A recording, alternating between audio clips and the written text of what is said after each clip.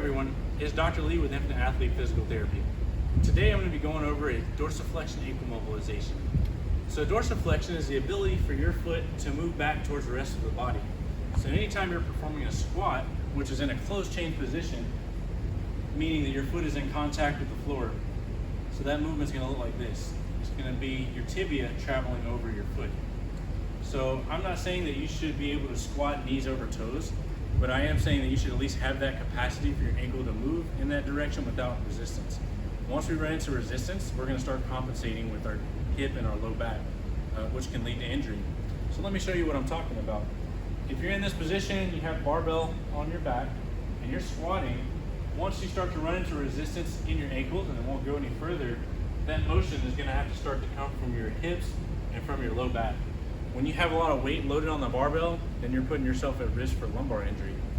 So if we can address that before it happens and prevent the injury, then we've had a successful outcome, just with a few minutes of simple mobilization before performing that exercise.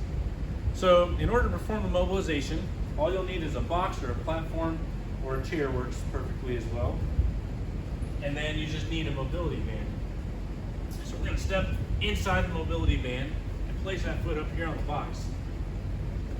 You're going to bring that mobility band as low as you possibly can on your ankle. So what we're aiming for here is to help pull that subtalar joint, help glide the talus backwards. In a healthy ankle, anytime you're doing dorsiflexion, that talus should naturally move backwards to avoid any kind of pinching in the ankle. So if you ever do get that pinch, that's probably what's happening. So in order to perform this stretch, you may need something to hold on to for balance, like a dowel rod.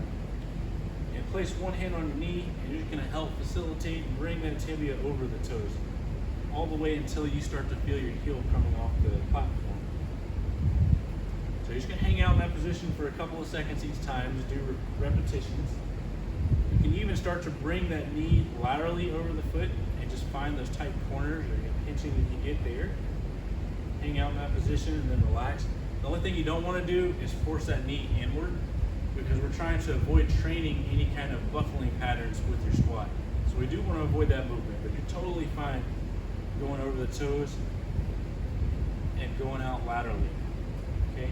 Try to repeat that movement for about 2 minutes if we can, and then switch and do the opposite side. If you can perform that stretch regularly, especially for the next few weeks before you squat, you'll notice improvement in your squat pattern. You'll notice decreased forward flexion when you're squatting, so hopefully decrease some soreness and risk for injury in your low back as well.